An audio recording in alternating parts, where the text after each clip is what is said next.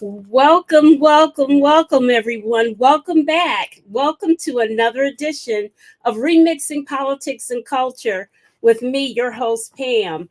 We've had a brief hiatus, but I'm so glad to be back with you today.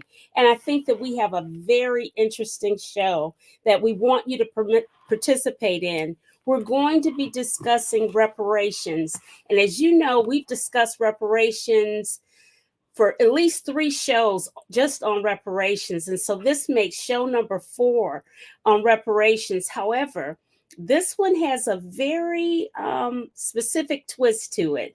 We're going to be talking about reparations for Americans who are descendants of slaves. It is said that this movement for reparations has thousands of quiet members. But the organization was founded by Yvette Carnell, a former Democratic aide for two politicians, national politicians, and LA attorney Antonio Moore back in 2019.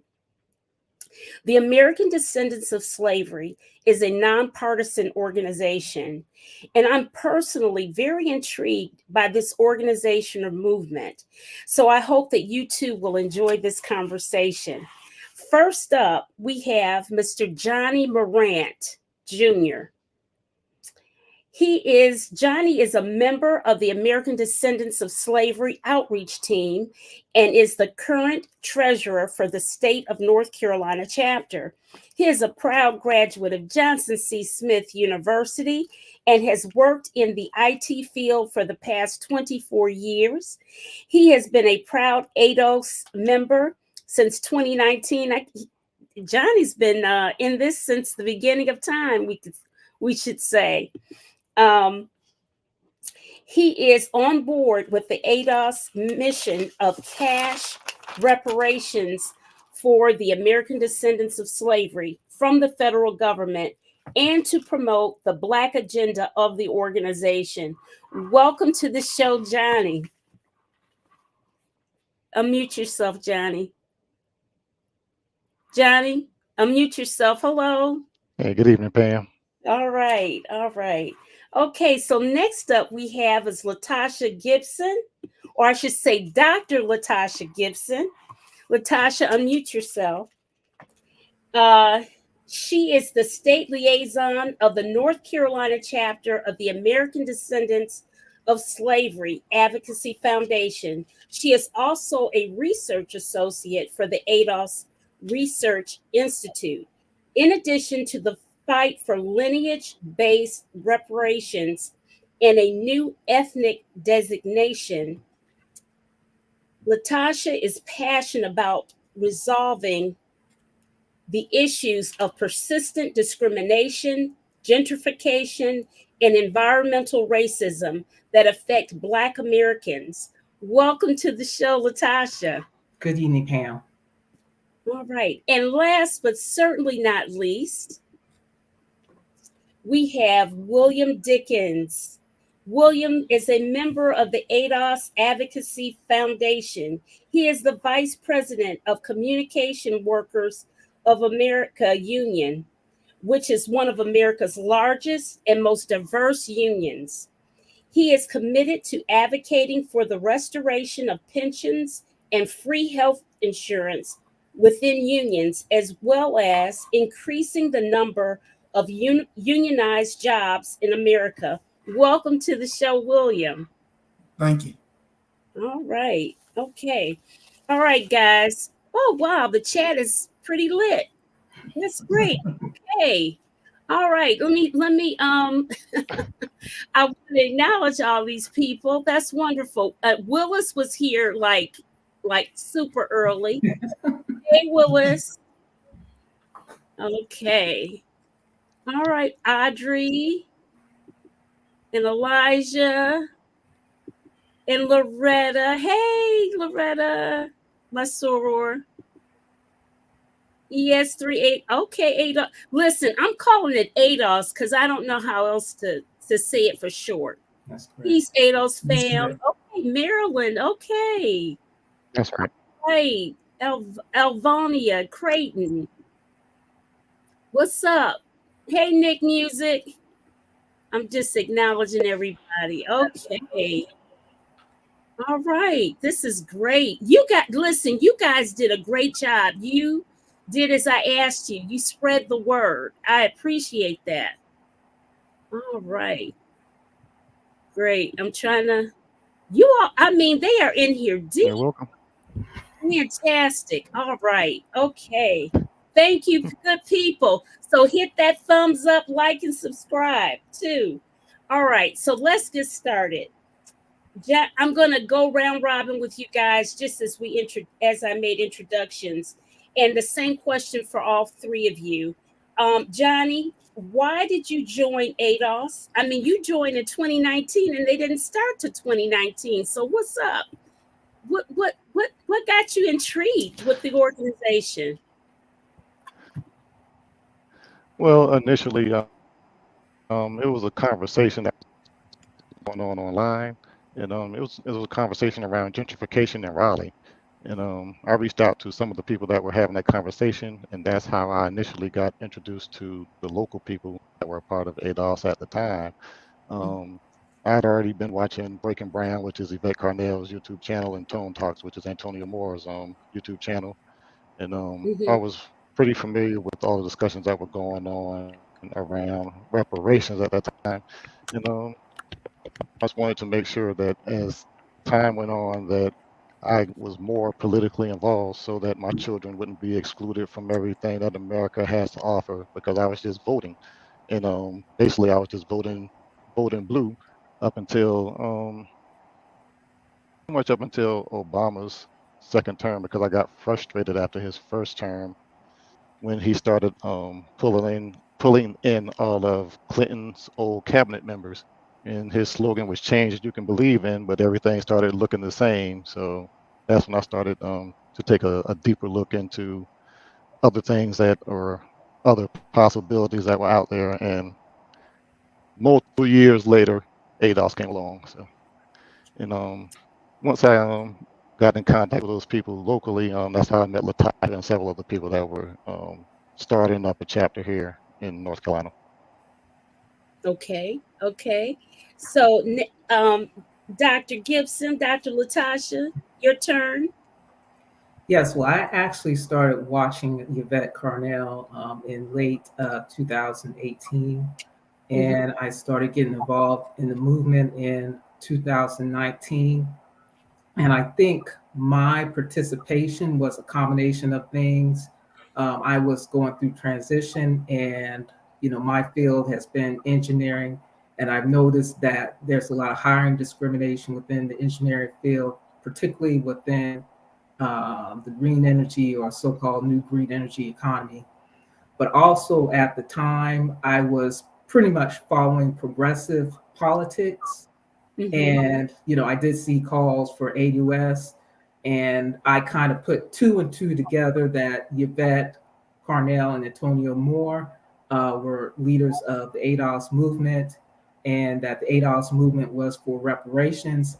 And I just followed the discussion, particularly when it comes to wealth, because everything that they stated so far has been consistent, and it's really made a lot of things sense, made things in my life make sense that couldn't be remedied by, advice that's been given to me by people within my circle, university, and family when it comes to building wealth, uh, maintaining employment, and things that really impact ADOS at a level that it does not affect other ethnicities. And Mm-hmm. so I've been pretty much involved, and it's been helpful in my life because I can use skills and subject matter that I have not been able to use necessarily in my own career with various projects within the ADOS movement. Okay. All right. And William. I joined, found out about ADOS about like Tasha in 2018. Mm-hmm. And it didn't take a lot of convincing me. My life had showed me that I was ADOS, and it was the answer to my why. And when I say my why, because I have been incarcerated, and Mm-hmm. while being incarcerated, I saw a lot of ADOS men there, and I always had a question like, what is going on here? Mm-hmm. Something is not right. it's no way that we are being locked up at these rates and it ain't something intentional being done. So when I heard Yvette Cornell, it was the data was clear. We were being targeted. The same system that had enslaved us was now incarcerating us to re-enslave us. And she was the first to make me understand that even our group was falling for it, saying it was something wrong with us. And Antonio Moore, once listening to him and him laying out that data, it made it clear that we a worthless group. So it's easy to throw us away, especially if we ain't got passion. One thing, passion, when I say passion, particularly for our people, when I say that when we look at the data and we understand that when you don't have wealth and you go to court, you're going to be thrown away. So white men commit more crimes, yet is more ADOS men in prison. So that data alone said, wait a minute, how this group is going, how they got the highest numbers when the group that's committing the more crime keep going home.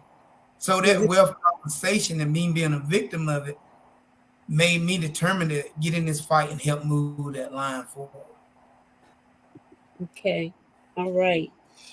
So a question I have, and this is for any of you to answer or all of you to answer. American Descendants of Slavery has been criticized for possibly being anti-immigrant or being nativist because someone questioned VP Harris's black card since she is black like this due to her Jamaican father and Indian mother, meaning that her lineage isn't the result of the slave trade. How do you explain the lineage creed of ADOS? And all of you can do that, or one at a time, however you're going to explain it. I could go first. Okay. So what I would say to that is that when people look at Kamala Harris' lineage, they're alluding to her track record. She was Attorney General of California, and she is known for being an enforcer of the 95 crime bill there. And one of the things that has been tied to her was the fact that she has refused to decrease the population within California prisons because she had expressed the need for cheap labor in the case of fighting forest fires. And she's also been on record targeting truancy laws against Black parents. And so when you look at the crime committed by most Black Americans, we know that most of those crimes are nonviolent poverty crimes that people partake in for their own survival. And we know that Black people partake in these crimes because of the lack of wealth. And we know through the ADOS movement that that lack of wealth is tied to the institution of slavery and the 300 years of exclusionary laws that's been targeted to Black people, particularly during the time of the New Deal when more white Americans were ushered into the middle class. And so when you look at that, we're looking at where that person lies in terms of their empathy. And that empathy is based on that person understanding, our condition. And Kamala Harris, to me, she has shown that she does not have that empathy and she does not have that understanding, because when she was asked whether she supported reparations for American descendants of slavery, she said that she wasn't going to do anything specifically for Black Americans, even after she listed all of these things such as redlining and Jim Crow and all the exclusionary laws after institution of slavery. So I don't think questioning her lineage is, out of the question. But, I think the main thing is to put it in the proper context. And that context is just her policies and her track record and what she has stated herself on records. So that would be my response. Okay. One thing that you said, Dr. Gibson, there that struck in my mind, it was something I was going to ask all of you, is why start up another organization, albeit it's specifically for reparations for descendants of slavery? Why couldn't this same focus be incorporated into another legacy organization or whatever that already exists? And I ask you that because of the one thing that you said, and I was writing it down, about nonviolent poverty crimes. Right. And Bishop Barber, who is of here of North Carolina, his poverty march and his whole movement and it's a proven fact that even a lot of cases where children are abused or neglected, I should say, go up because of why? Because parents are out here working 2 and 3 jobs, trying to put food on the table, and it's all a cause of poverty. So tell me, why do you guys think that it was necessary to have a separate organization to address these issues, the issues of really poverty and pay equity and economics in terms of reparations, rather than not just put it within, say, the NAACP or Bishop Barber's organization or whatever? Johnny, what do you think to that? Johnny, do you hear me? Uh-oh. Yeah, he may have sound issues. I'll try to answer. Hey, Pam. Johnny, can you hear me? Are you on Google Chrome or Firefox? Did you use those things? He's having a hard time. William, go ahead. You answer. I'm using Chrome, Google Chrome. Well, one thing I say, most of these legacy organizations, and what ADOS do, when Tasha talk about track record, we keep track record. And at some point, you got to admit when some things have failed you. So when we talk about these legacy organizations, the ADOS community has suffered and still been on a decline with all these legacy organizations. And you even got things like the NAACP saying, we don't represent Black people. We was formed with white people. They basically saying, you're not our main focus. They have said this themselves, that Black people are not their main focus. So ADOS was formed out of making us, the ADOS people, the main focus. And things like William Barber, when you talk about his poverty campaign, that's for everybody. That's not specific to us neither. And he do, like, I ran in the rim where I didn't run into him. I went there with intentions to have a good conversation with him in Rocky Mount, North Carolina, at the Ebenezer Baptist Church. He came there, and his message was around trying to get Black folks to vote blue no matter who. Right. So when he laid out his little speech telling us to go vote for the Democrats, I stood up in the middle of the church and I asked a specific question. What is our demands? We have been voting with no demands. We have let people like William Barber run around and say, go vote. You got to vote. You got to save democracy. It ain't our job to save democracy. It's our job to carve a pathway for our kids and our families that depends on us to survive here. These people are basically, they work for the Democratic Party to protect that party. Our need is not their concerns. So if it's our need, we should have a demand. And when I say we should have a demand, when the Democratic Party want to voting is an exchange. So we need the Democratic Party. We can say, this is our demand. Can you give us this, like reparations, a transformative Black agenda? You don't just get my vote because you're a Democrat. You get my vote and you fix my community. These legacy organizations have let us down, and we haven't held them accountable for letting us down. We look at our community dilapidate. Just ride around, go through these Black communities. We 54% of the homelessness. At some point, we got to hold somebody accountable and say, these people have failed us. ADOS was birthed out of these people have failed us. Okay. Mark Lee in our audience has a question for you.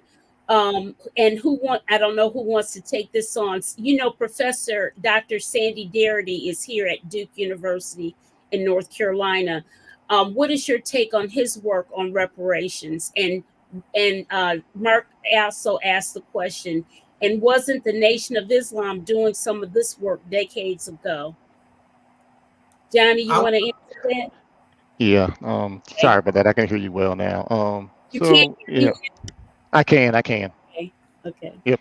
So Sandy Darity has done a lot of good work as far as looking at the wealth data, but he wasn't really getting any push until he got associated with Yvette Carnell and Antonio Moore, and them popularizing his message around the wealth data, and both of them really Antonio and Dr. Darity worked together to produce a lot of stuff, even though Dr. Darity had done a lot of previous work.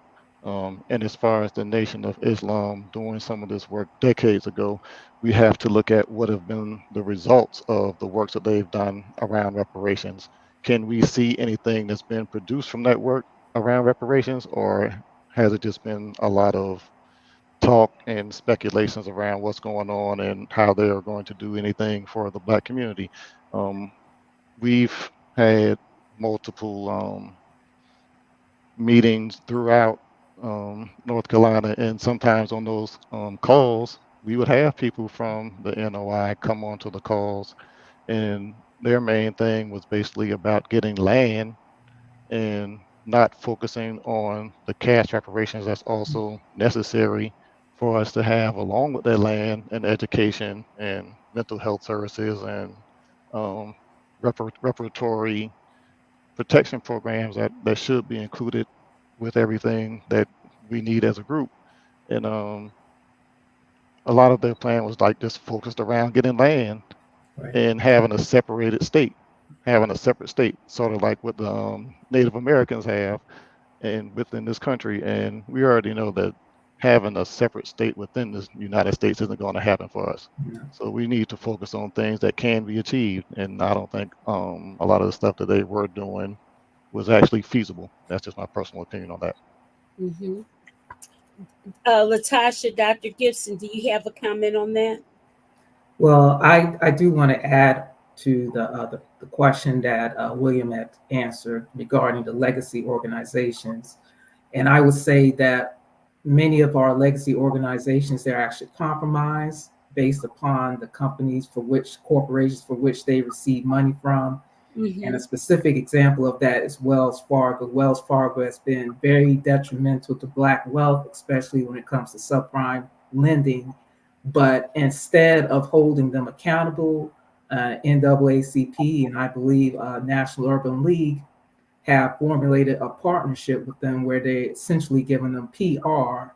And, that information is on record because the Department of Justice even sued them based upon discrimination as far as loans. And if I'm not mistaken, also discrimination against Black employees. I want to interject a little bit. I don't know so much of the organizations, but I definitely know that Bishop T.D. Jakes, Right. He's the one that made the big deal with them. Yes. Okay, I didn't hear about NAACP and none of the others, but I heard that he had a big shindig with them, something huge, something huge, and it happened before, all of the P. Diddy stuff went off. I mean, we heard it before that. That went off in November, and I think this happened like in September, whatever, that we started hearing about that. Yes. But I digress. But I remember for a fact. I don't know. They may have gotten some. That was recent. Yeah, it was just this past year. He got a huge. Right. I mean, what he got going on, his thing was big. I mean, with the houses out in Texas. It was real estate. It was a real estate deal out in Texas. Yeah. What'd you say, William? What'd you say? The real estate deal with the home ownership out there in Texas. It was something in Atlanta too. Yeah. So that's why we so another thing about us being an organization data driven, when you got to look at that money and look at when these people make these deals, it's really carving us out because we don't have that kind of money. So when you look at the money, when you're talking about TD Jakes and you hear what it takes to be the benefit from that program, that's an automatic carve out of us. I always use that the new black and white sign is the dollar sign. This is what this ain't got the white sign up no more, saying whites only or blacks only. All they got to do is put a price on it, and it automatically carves us out. Listen, I want to. There's so many of you in this chat. Please, I don't see many thumbs ups or anything for the channel, and that is a free way to support the channel. And I would really appreciate it if you just hit the thumbs up on YouTube. Everything is algorithm data driven, and if you don't hit thumbs up, it's like, oh, nobody watches, nobody cares, nobody, she did this for nothing. So please hit the thumbs up, and also please consider subscribing to this channel. I'd greatly appreciate it. Someone said the NOI gave us the Million Man March and did nothing to organize those men that showed up. Not a single name collected or called to unite the community. Oh, God. Yeah. That's what I mean by keeping track record. We got to keep people track record. We got to be fine with counting the failures and hold people accountable. The accountability piece in our group, in our community is bad. We will watch people let us down, not hold people accountable in the space when they say they represent us. They don't represent us. They represent their self-interest. And you can see the outcome of it when you look at our communities, when you look at the policies that we get. I don't know if we're going to talk about it much, but this people of color, BIPOC, this is 100% eraser of descendants of slaves. These people do not got the same history and have not paid the price that we have paid. It ain't a skin color. Yvette Cornell always say the new white is being accepted in America. We still ain't accepted, and we've been here over 400 years. So you got people coming in the country right now, if you're paying attention. You got illegal immigrants coming in the country getting guaranteed jobs, guaranteed houses, and they blacker than me. So at some point, we got to realize it ain't about the skin color no more. It's about our lineage here. The legacy that we hold is slavery. We still the target. So by being a target, we got to get specific with our demands for our group. And if anybody finds that controversial, you are basically saying it's okay for us to be starved out for my kids, Tasha, Johnny, your kids, grandkids, not to have a future in the country they built. If that controversial, I'm sorry. I refuse to see my people re-enslaved again.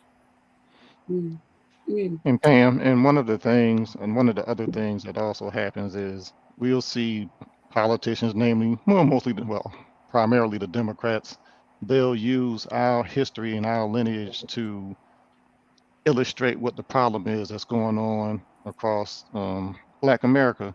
But then when it comes time to present the solutions, then it becomes, oh, the solution is for BIPOC. It's for everybody else, except for white men. And then it's like all these programs will get developed and it's for everybody else. And then we're at the table looking like, okay, what's actually in it for us? And then when you go digging through these bills to see the legislation that actually got produced, there's nothing there for us. So that's where we have to start getting more specific about how we outline what we want to these politicians and make sure when they draft these bills and legislations that is specific to ADOS and not everybody. If you're going to use our story to make the case for why these programs need to exist, then it needs to exist for us, not for everybody else. Right. Okay. Is that what you meant, Latasha, when you said declare a new ethnic designation? What did that mean? What does that mean? Well, the ethnic designation, the reason why we need it is so that we can disaggregate data.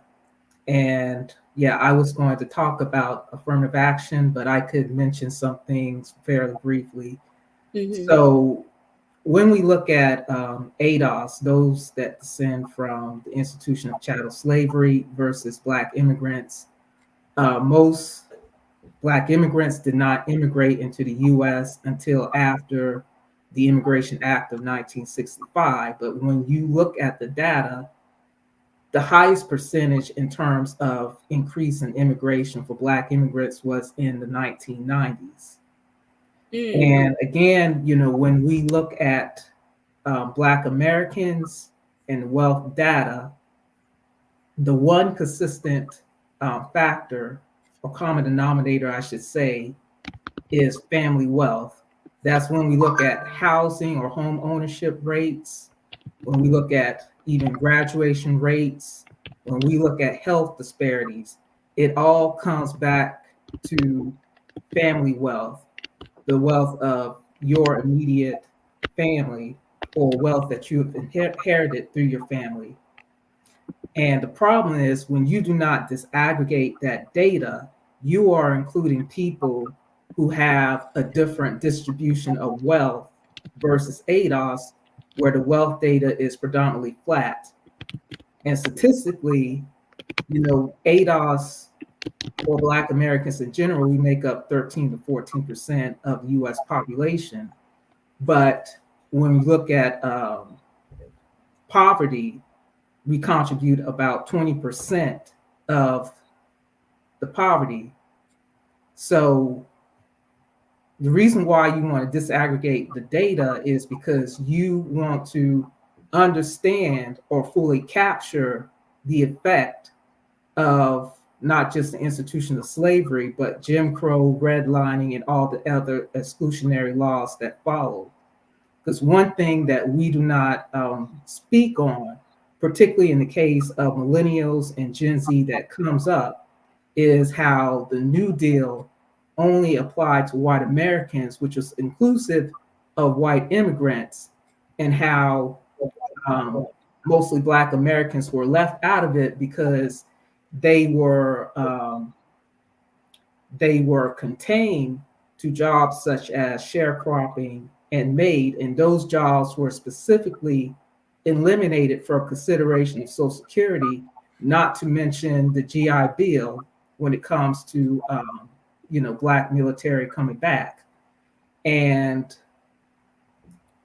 so when we talk about ethnic designation, you know, we're talking about disaggregating data so that we can get to the bottom of the data and make that direct connection, because this has been talked about in academia, but that is like the final frontier in terms of solidifying the effect of Jim Crow and these exclusionary laws so that we can make the claim for full redress through reparations. And I want to piggyback on something when Tasha talking about that data. We have did disaggregation of this data, like in California. When you look at the Nigerian family in California, they worth $60,000 liquid. When you look at the ADOS household, we only worth $200 liquid. When you go out to Baltimore and you look at the ADOS family, we only worth $8 liquid. Not Nigerian, but the Haitians in Baltimore is worth $3,000 liquid. So Boston. we see across the board when you start to disaggregate these groups where we want a flat blackness, is that America knows exactly who we are. We have been struggling with our identity crisis. It's time for us to stop struggling with it, because this data is saying you ain't got to know you're the descendant of slave. The United States, America knows you are a descendant of slave. All the data points to it. When Tasha keep talking about this wealth, we can draw a line from slavery to current time of the cost of this slavery that we still carry. It means you can't even outrun it. So. Yep. And Ms. Pam, let me add one other thing. We started a campaign and we ended up training over 1,000 people for the office management and budget last year when they asked about ethnic designations. So Uh-huh. we started a specific one for American Descendants of Slavery, and Oh, like I said, we trained over 1,000 people, and all of this is available online. You can hear where a lot of our people called in and made 2-minute statements on mhm, behalf of American Descendants of Slavery. uh-huh. You can see a lot of the comments that people put in because we also had the opportunity to write letters to the OMB to get a specific ethnic designation for ADOS. There Hmm. are some other groups as well, like MENA, which is Middle Eastern, Yeah. um, North African, North Africa. which actually got their specific ethnic designation for them to be able to, for the government to be able to delineate the data on their behalf. But we didn't because we ended up getting some pushback from legacy organizations that actually said they needed to hold off on doing this process and allow them to have time to provide their input after we'd already done all of our work to get You didn't everything get in and get our any. training done. What more input did you need? They just weren't paying attention and they didn't put in their information as far as what they needed to do as far as determine what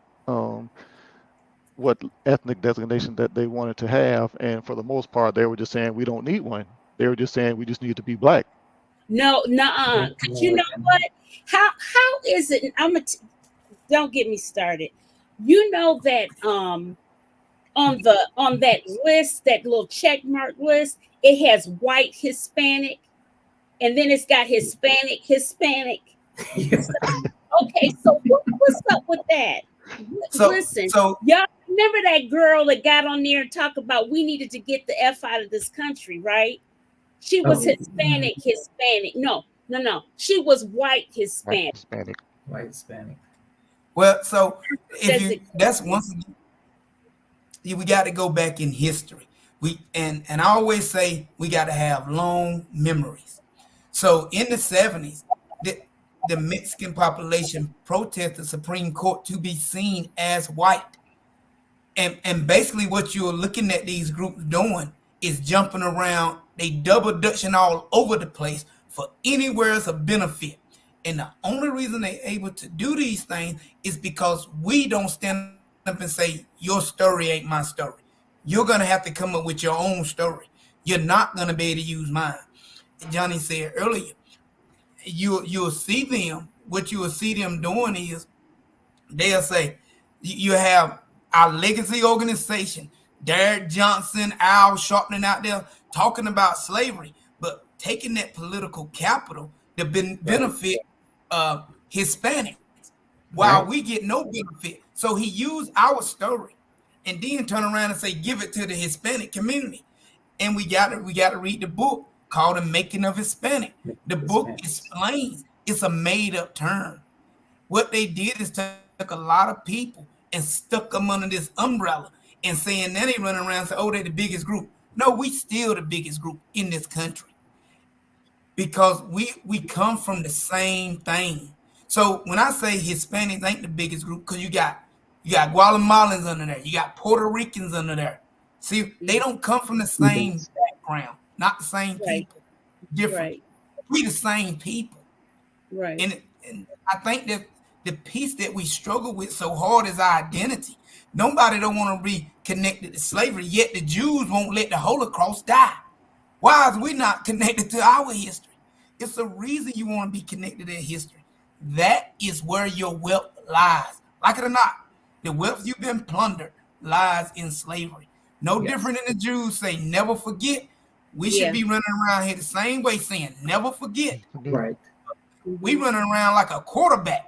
I don't even remember the last play. Can't do it.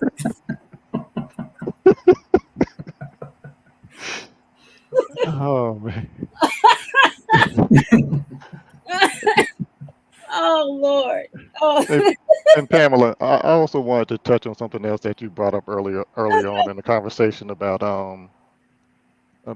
VP Kamala Harris and her lineage and her ethnicity.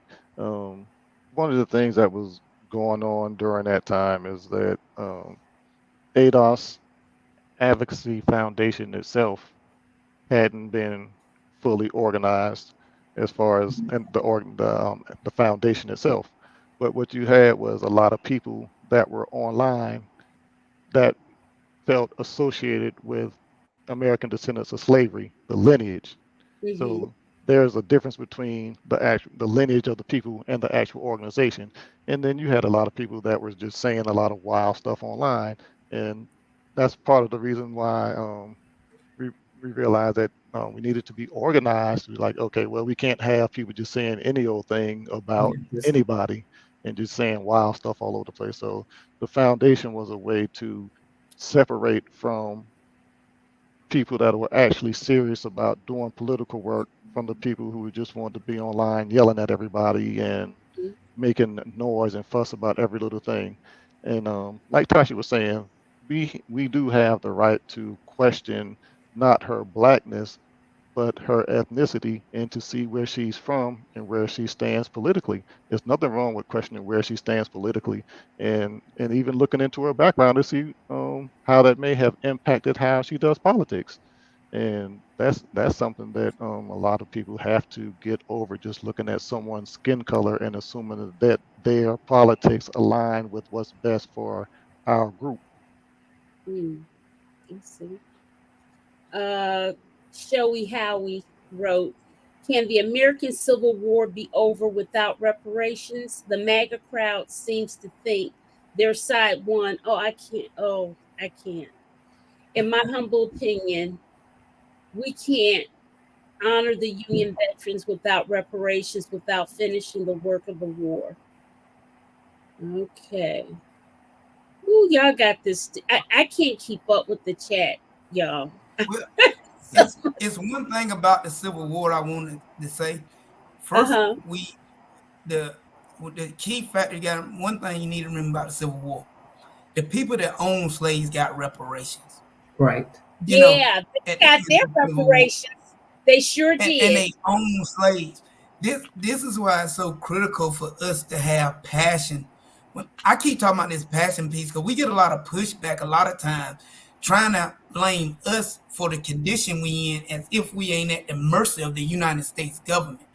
Now, one thing I always like to tell people, and I always like to use very common sense, because it's sometimes the common sense element is gone too because of the social engineering piece. So if we look at white America, we got a model here that you can just almost copy if you wanted to, just to use common sense. So white America benefited from slavery. They benefited from Jim Crow. They benefited from convict leasing. This was all wealth being built while we was the shoes they wore. You see, now America is saying, I want to throw the pair of shoes away. We are saying we're not going to get thrown away. And so white people benefited from slavery and still needed all this government help. When we talk about the New Deal, that was the government still helping white people build wealth. Our group would turn around and do this. Oh, we need to do it ourselves. So how is it that the group that didn't have to deal with slavery, didn't have to deal with Jim Crow, didn't have to deal with convict lease, didn't have to deal with a war on drugs, get the government to fix them, but we got to do it ourselves? That ain't the case. We can't do it ourselves neither. We need federal government involvement. And we need anybody that talks about us doing something ourselves, throw them away. They are not on your side. Make no mistake about it. Well, I'm going to say something that you guys probably aren't going to like, because you're saying that we're not electing Democrats without the accountability piece. And I will say this, I can tell you for sure, 110% for sure, if Trump gets in, that's a wrap. You could forget. They will laugh us out. They would laugh at Ados who? Ados what? Spell that again or whatever. I mean, for sure, we will not get it. Well, here's the thing, right? So here's the thing. The way I explain that, that's another piece. We want to get something without bleeding for it. I ain't scared of Trump. We done had leadership that said it's okay to lynch a man you catch him walking down the street. Once again, we'll institute that again. Well, and if he do, we should be ready to fight. Make no mistake when what I'm telling you is this. Joe Biden, right now with Joe Biden in office, we being laughed at because Joe Biden has done everything to destroy black families. Joe Biden passed the 94 crime bill. I know what he did in the past, but I mean, he still is.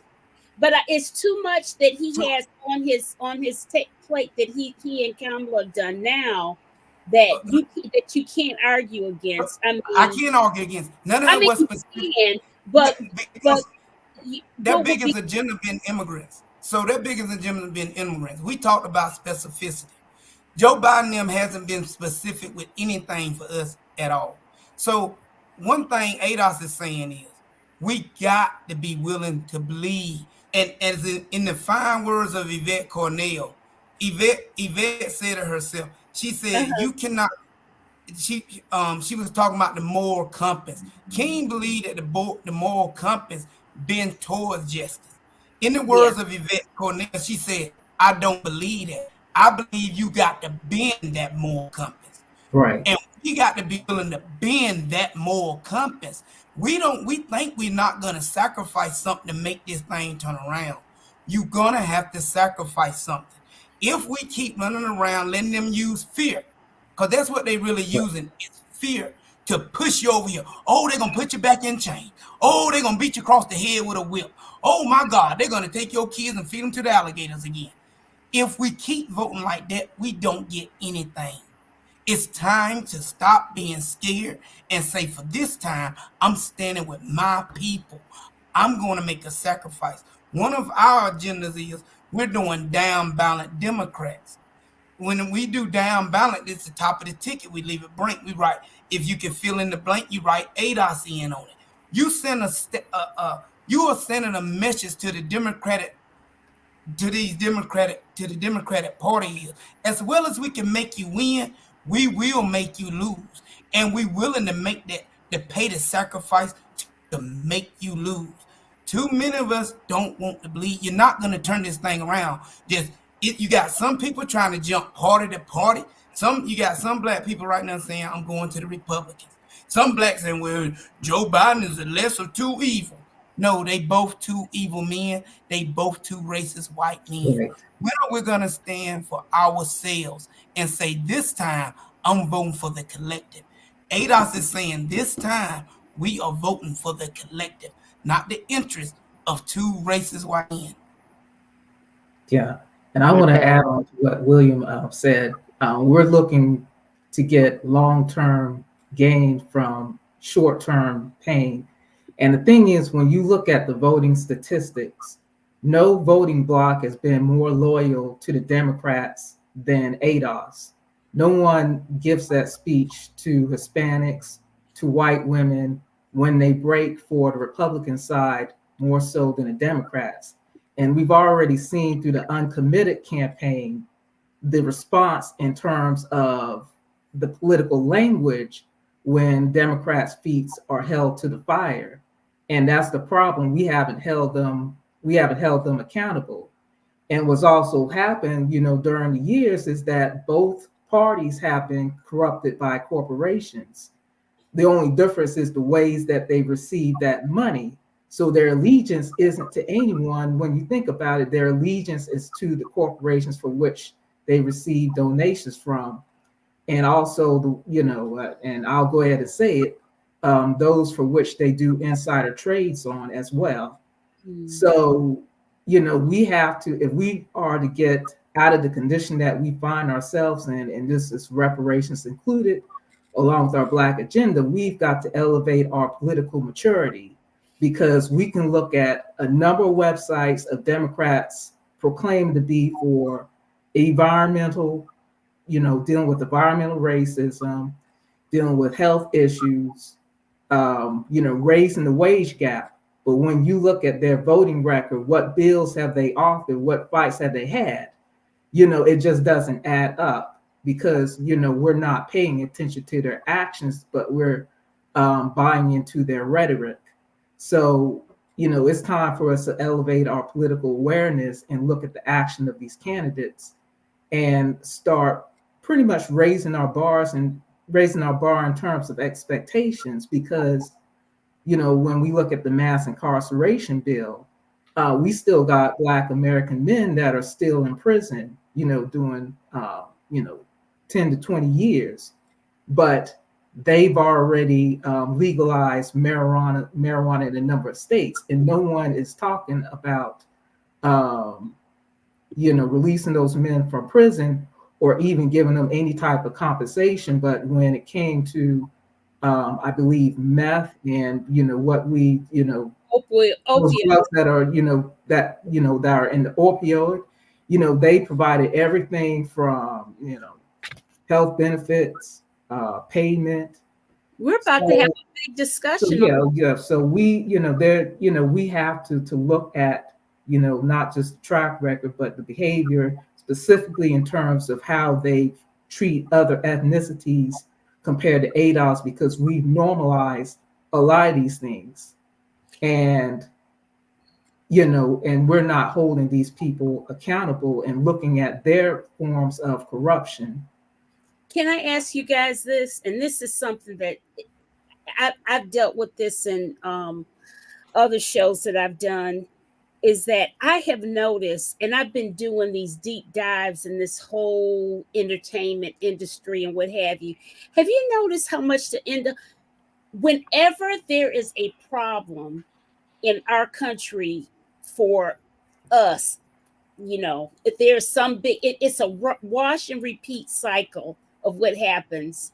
One, our good guy Ben Crump comes to the forefront and he represents the family, and then Al Sharpton, Reverend Al, goes and he'll do the eulogy, and it's a rinse and repeat of major things that happen against us, and I mean horrible things. And I'm trying to figure out what happened to the NAACP Legal Defense Fund. It's for everybody. No, we don't hear about them at all anymore. When Gwen Eiffel, when she retired, I see her still doing commentary from time to time, but I don't see anybody from the NAACP Legal Defense Fund involved in any of these cases. They weren't involved in Trayvon Martin. They weren't involved in what's the lady's name? Breonna Taylor.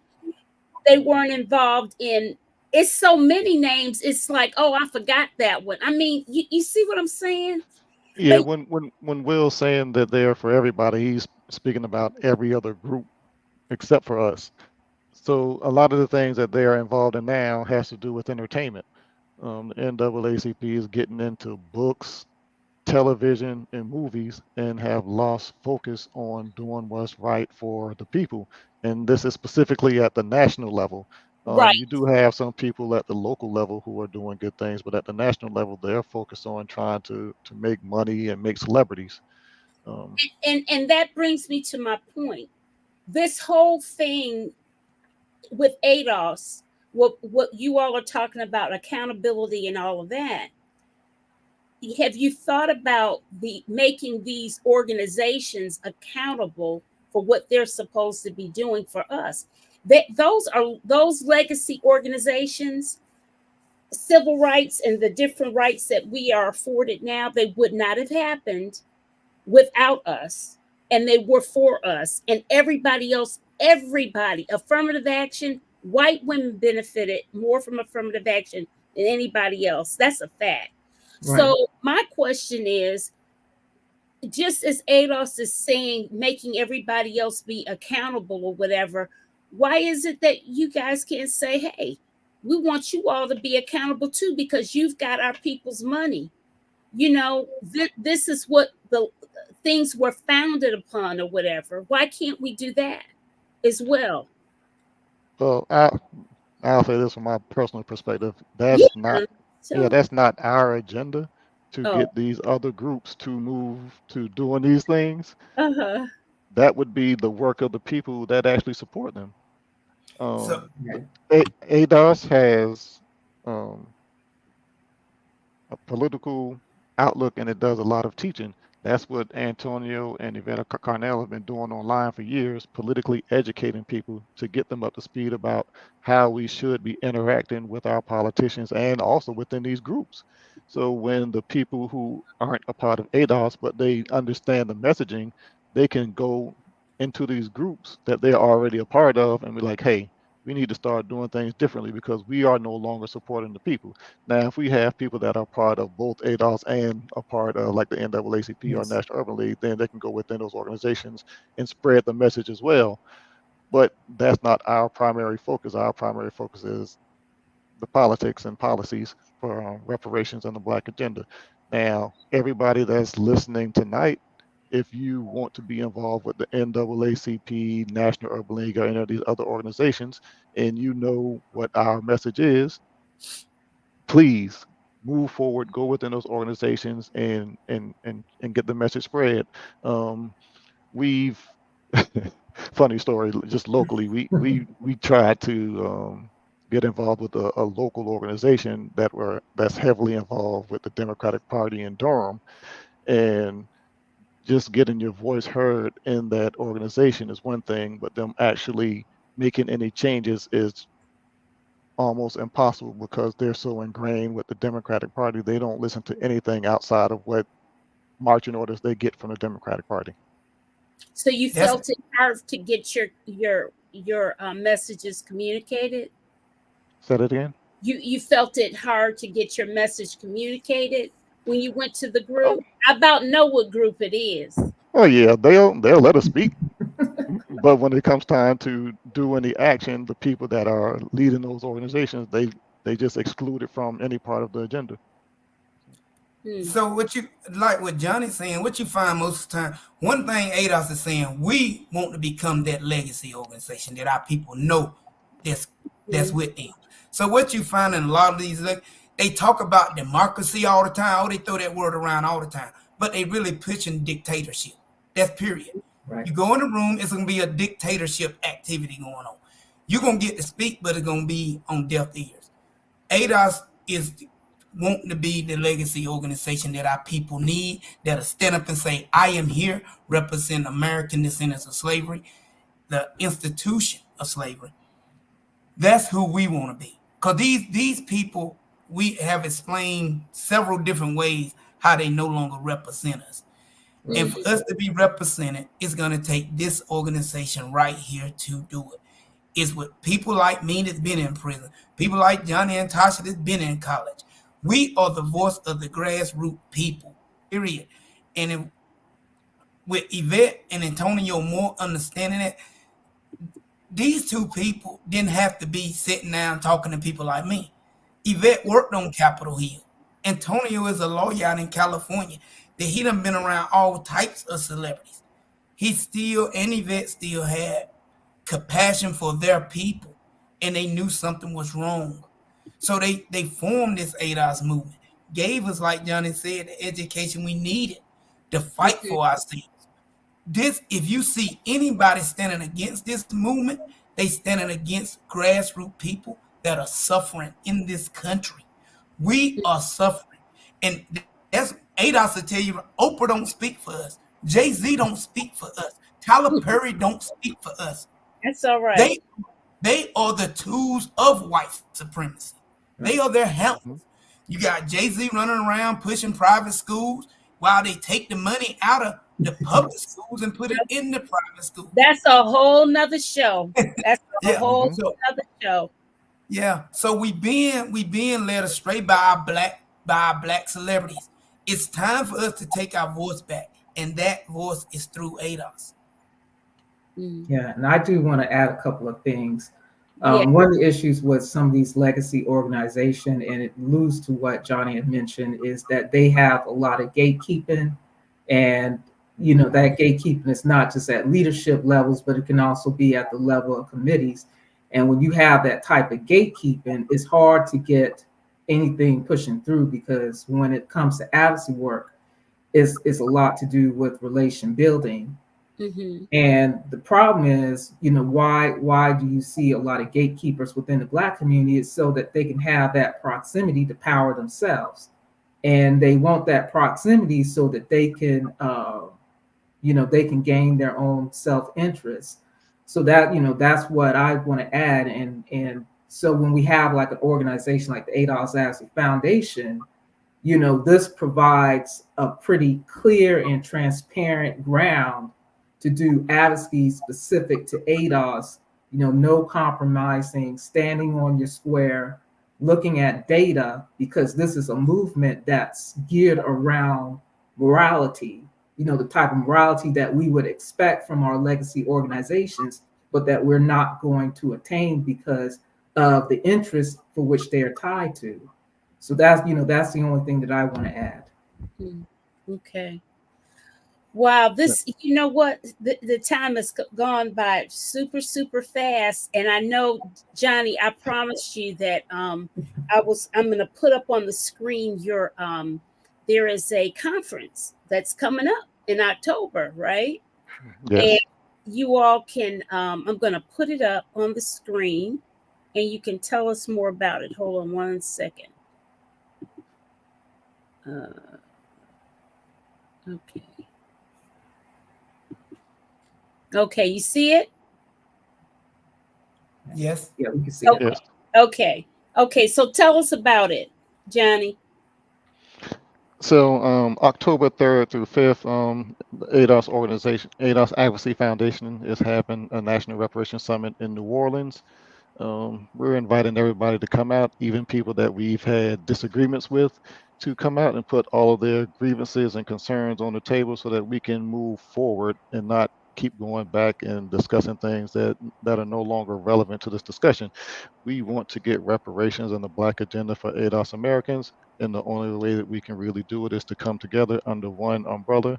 Even if we don't agree on everything, we can agree that we need reparations and we need a specific Black agenda to move us forward. And we have a lot of dynamic speakers that are going to be there. We have our president, Yvette Carnell, guest speaker, Nina Turner, presidential nominee, Dr. Cornel West. Marcus Coleman is the vice chairman of the Fulton County Reparations Task Force. Reverend Dr. Kevin Cosby from Simmons College.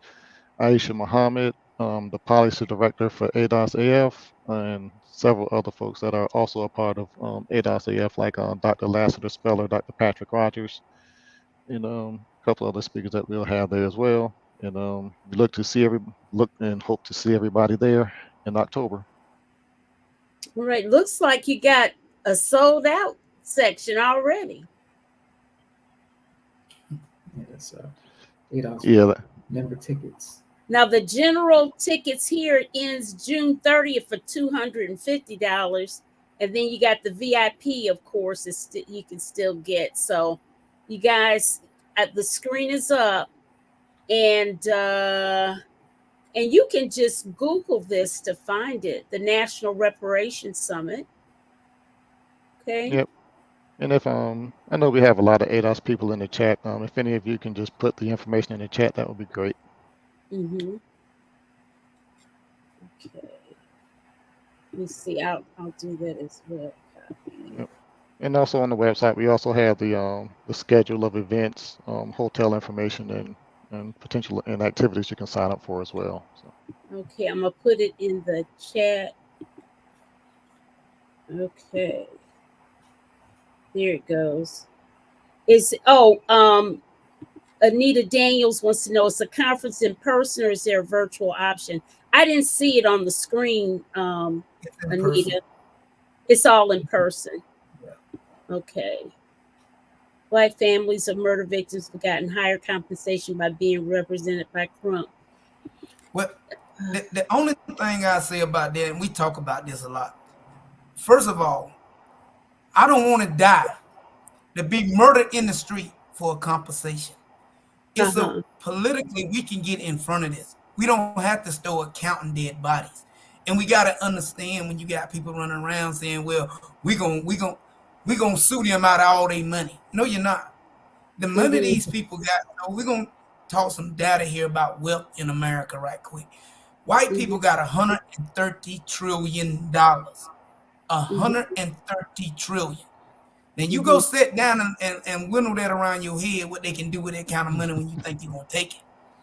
And we only got $6.9 trillion, which 40% of that is in the hand of black baby boomers in their pensions, which means when these black baby boomers die, you're going to lose almost 40% of your wealth, which put us even in a worse condition. The racial wealth gap is what we are not paying attention to. This gap is growing. So I'll let Johnny talk some more about it, Tasha. Yeah, let me just quantify this a little bit, because that number that Will gave as far as black wealth, it's even less now as of Q1 of 2024. It's at $5.1 trillion of wealth, and we're at 13 to 14% of the population, and that $5.17 trillion dollars only equates to 3.4% of the nation's wealth. Right. And then when you look at white America, they have $127.97 trillion in wealth, while being 59% of the population. And for them, that equates to 85.4% of the nation's wealth. And if we're talking about equity, then we should be looking at our wealth being on the same percentage as our population, which would bring us around to like 21 plus trillion dollars instead of the $5.7 trillion. So you see there's a vast wealth difference there, and we don't even have enough to be equal to our percentage of the population, and that's a big problem as far as equity is concerned in the United States. And one of the other things that I also wanted to dispel is the myth of black buying power and black spending power, because we constantly get bombarded with these commercials on Radio One talking about we have $1.7 trillion in spending power, but you don't see any actual data that provides the spending power of any other group, and no one actually measures their group's wealth in spending power. Right. Your wealth is the amount of assets you have minus your debts. It's not how much you can spend. So it's a lot of propaganda that's been going on and filtrated throughout our community through all types of media, and it needs to stop. And we have to be aware of these numbers and where we actually stand within the United States wealth-wise. And Tasha, I know you had something you wanted to say. So. Yeah, and like if you were to take Johnny's number, the 1.4 trillion, and divide it by I think the 40 million approximately of Black Americans that live in U.S., that equates to about a little over 10 grand. Not enough for cost of living of anything. And when you look at the percentage of us that are homeless, which varies between making up to close to 50% of different cities across the U.S. We don't even have that amount, some of us. So it's very deceptive, it's very disingenuous, and it doesn't do anything to help us get towards what we need to get to. But I would also add the number in terms of the time, because before it was estimated that our wealth would go to zero by year 2050. That year will probably come up earlier due to COVID. And the other thing that we have to look at is the wealth transfer from baby boomers, particularly from white baby boomers to white millennials and Gen Z. And if that was to occur, then that means that wealth gap would increase even more so. So we have, we don't have I would say collectively outside of ADOS movement, the sense of urgency that we need in order to handle this matter. So that would be the last thing that I'd probably add to that. Okay. I just want to add something in the comment about financial literacy. This must go away. This must go away. Financial literacy is basic math. If I need $20 for the week and I only got 10, I don't got enough money. Okay? And it don't matter how I add or subtract this. If it takes $20 to live and I only got 10, I don't got enough money. Okay? It ain't a financial literacy problem. So we can go back. Let's go back in time. I like going back because I love to connect the dots. In 1921, coming out of slavery, American Descendants of Slavery, Black Americans, had over 20 million acres of land.